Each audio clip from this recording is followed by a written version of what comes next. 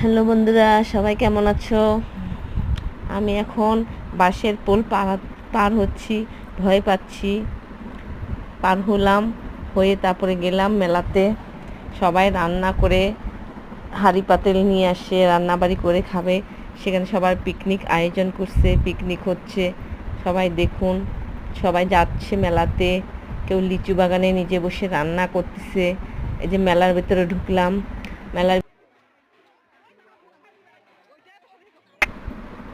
মেলার ভিতরে ঢুকলাম।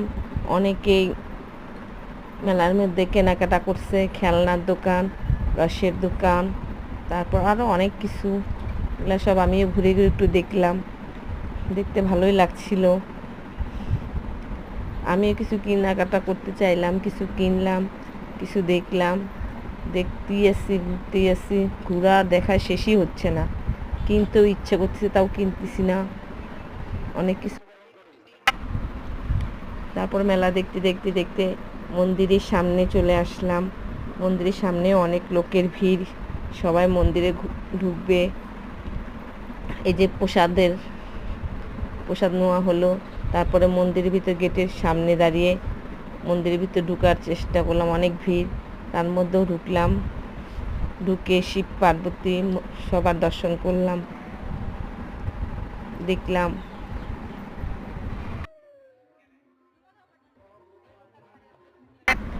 তারপরে দক্ষিণা দিলাম, তারপরে একটু শিব পার্বতীকে একটু প্রণাম করলাম, করে একটু ভিডিও করলাম, করে বের হলাম।